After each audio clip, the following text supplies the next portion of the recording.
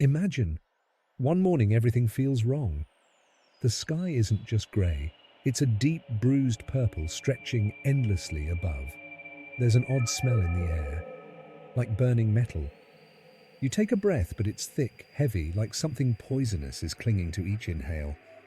It feels like the world itself is warning us that the end is here. Then the earth begins to break. At first, it's a tremble like a distant pulse. But within moments, that pulse turns violent, a roar that drowns out every other sound. The ground cracks open, wide enough to swallow entire streets, buildings, everything you once knew. Skyscrapers that touched the sky now crumble like sandcastles. Imagine the streets you know, split open, people screaming, running, but with nowhere to go. You see people gripping anything they can, but nothing is stable. There's no safety, there's no shelter.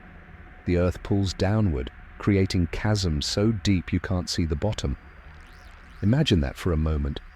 Imagine the world, the ground beneath you, becoming your greatest threat. And it only gets worse.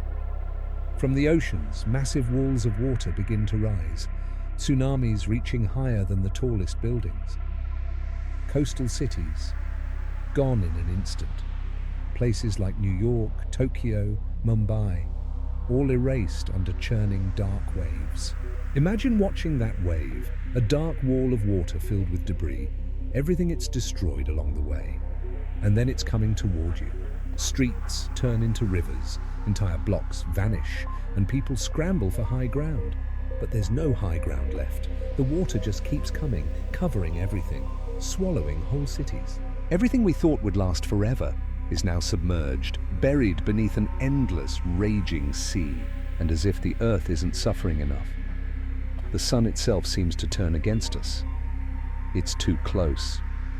Every day the heat intensifies until the air itself feels like fire, searing your skin the moment you step outside. Imagine your entire world turning to scorched earth. Forests that once stretched green and alive are now wastelands, charred, lifeless deserts. Fields, rivers, even lakes, all dried up. Everything burns. You look out at what used to be green landscapes and all you see is dust and bone-dry earth. The heat is so powerful that people hide indoors, afraid to feel the sun. Cities fall silent, as if even life itself is hiding from the daylight. And then the sun rises in the west, a cosmic signal that something is fundamentally, irreversibly wrong. Days are shorter, more intense, more lethal, and every sunrise feels like the world's last. The atmosphere itself begins to rage. Hurricanes, not just on the coast but deep inland, in places they never belonged. Imagine storms so powerful that they rip up trees, shatter buildings, and lift entire cars off the ground. Winds so intense they turn the smallest pebble into a deadly weapon. And tornadoes, hundreds of them, touching down without warning, tearing through towns, leaving nothing behind but rubble and ruin. Imagine looking out the window and seeing trees, houses, cars, all flying through the air, tossed around like toys. The world we once knew, now barely recognizable, just a battlefield of natural forces turned against us. And then, the sky itself goes dark. Not because it's night, but because the air is thick with smoke and ash. Fires have raged across forests, towns, entire regions. Now the entire sky is filled with soot and burning embers. You can't even see the sun through the smoke. Imagine looking up and seeing nothing but a sickly red glow, barely breaking through the ash-choked clouds. The air feels toxic, every breath scraping your throat.